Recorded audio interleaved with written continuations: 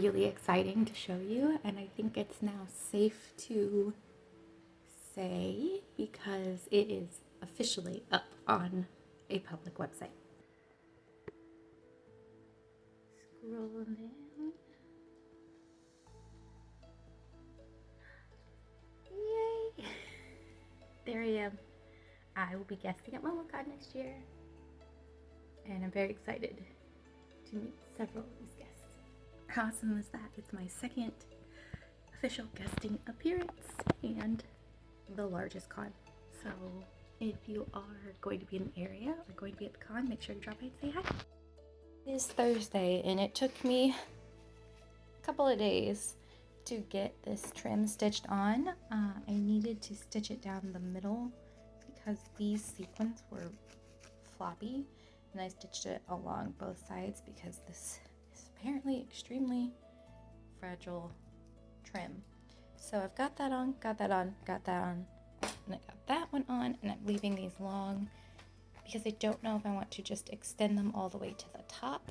It'll be covered by the thingy I'm going to put there, but I don't know if I just want to cut it and end it there or extend it to the top. So I'm going to wait and make that decision later.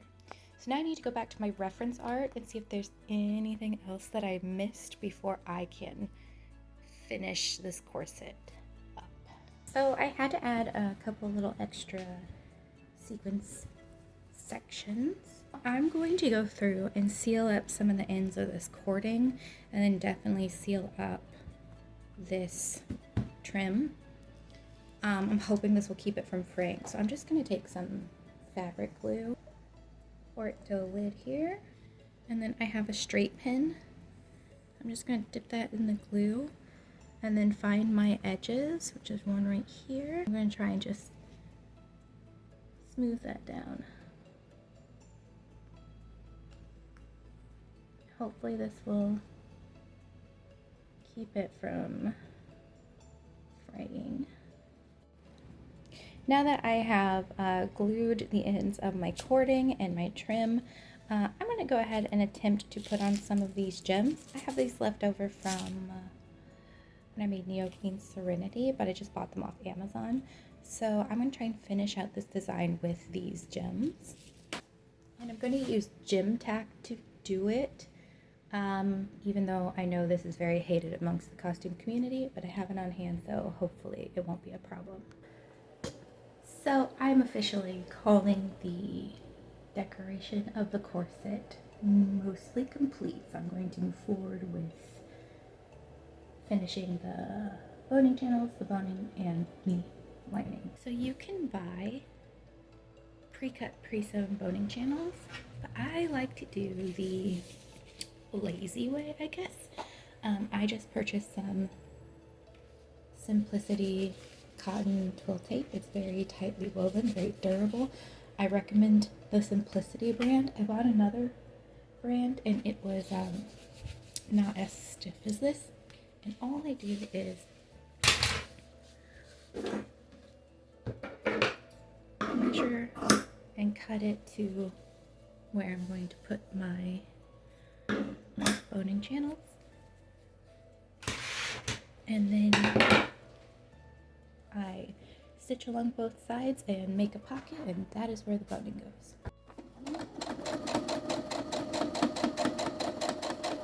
Alright, so first, switch out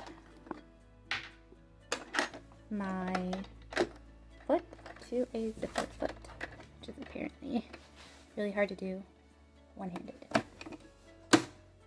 Alright, next, I need to adjust my needle to the right so I don't destroy the needle right away. And then I'm going to take a spare piece of spiral boning that I have lying around. I'm going to slide it under. And here is proof I am not graceful. I'm extremely clumsy. Using my left hand, I'm going to push the boning tightly against the seam. And I'm going to drop my zipper foot down, and I'm going to shift my needle over some more so that it gets pretty close to where that boning is, but not touching it. We want the boning to be pretty secure in here because I'm not going to floss this. So I think that's pretty good. So I'm going to back this up a little. And then I'm going to hold it here as I stitch.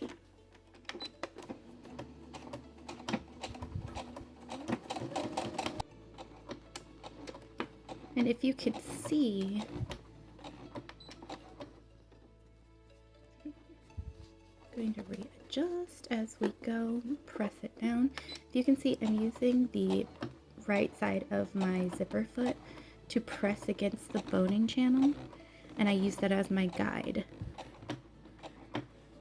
I try to keep that side of my zipper foot always against the boning, and that will give me my nice straight line and a nice even channel all the way down. So I'm going to do this for all of the boning. So I really want to reserge my corset because it has all this black thread on it, and though I think it'll still be fine with the bias tape over the black thread, I don't really think it'll show. I just want to be extra cautious, but I have this trim on there now, and I'm worried that somehow the serge will ruin it, but it would be really nice if I can serge over this because it just falls apart so easily.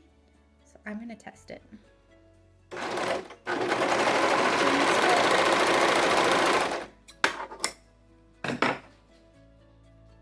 Yeah, that actually worked.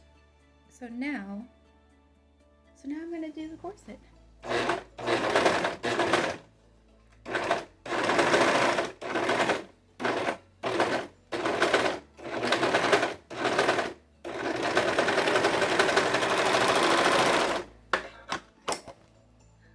Didn't ruin it. It also didn't make that much of a difference on the black thread. But I think I'm still going to do it just to seal in the trim. Yeah, I'm gonna go ahead and do it to the rest. So my boning is now capped. I'm gonna let these air dry for a bit. I can feel that there's water between the coils. Why is my boning wet, you might ask? Well, this boning comes from Amazon on a roll, and it is covered in some sort of grease or oil. So I actually wash it with soap and water in the sink to remove that. That water that comes off these is gross. So I'm pretty convinced if I didn't wash it, it would like stain the corset. So better safe than sorry. So while this is drying, I'm gonna go set up my brand new 3D printer that I got months ago. And because even when we get the boning in and the corset edged and the grommet's done, we are still not done with this corset because there are 3D printed elements I need to include. Oh, is there going to be a lot of setup? This is looking nicer than my old one. My old one was by Creality in their 5. And I essentially had to build the whole thing from scratch. What is that? Was that a spider? Oh my god. No, it's a fuzzy. Okay. The cords. Also, it didn't really come with instructions. I had to go find a YouTube video. This came with instructions. Awesome. I like this packaging. This is nice. Oh, I don't have to build it. I got my brand new 3D printer set up, and I've done a couple of test prints. I used to use the Ender 5 by Creality, and this is the Anycubic Viper. I'm very happy to say that the Creality filament still works. Ignore the closet. I still haven't put the doors up. But this was the easiest 3D printer I have ever set up. All I had to do was screw this on, and it came in its shape. Like, oh my gosh. But I had to screw this on, screw this on and then plug up some wires. It was so easy. My Ender 5 was in way more pieces than that. It also has auto leveling, which the Ender 5 did not. And it has a touchscreen interface, which is amazing. And on top of it, it prints so quietly compared to the Ender. Like, I can't get over how wonderful this printer is. And I got it on Prime sale for like $260. Half the price, I think, of what I spent on my other one. So I'm very, very happy with this. It did take a bit to set up. So it's Saturday morning, and I am going to give you like a quick wrap up of what happened with Friday's progress and then what I plan to do today. I did not appear on camera very often this week. I just was not in a good headspace. It was a really rough week with work and a really rough week just like emotionally. So I showed you my work but not my face, but I thought that I would pop on camera and for my summary of the week. So I actually did get quite a bit done. The corset is like 99% done, 95% done. I still have to do the edging and the grommets, and then the corset is done. Not to say that there isn't more detail to add, because I still have a band of like little leaves that I'm going to 3D print, which I did get my 3D printer set, which is awesome. But yeah, there's a band of leaves that I need to print. So that's all I have for you this week. I know it's been a bit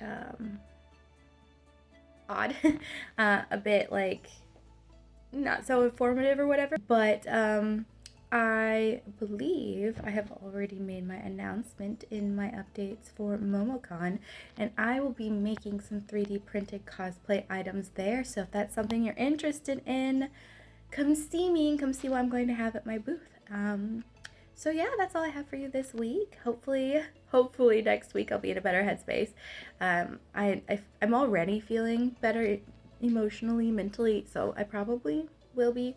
But we'll see how it goes. So yeah, that's all I have for you, and I will see you in my next video.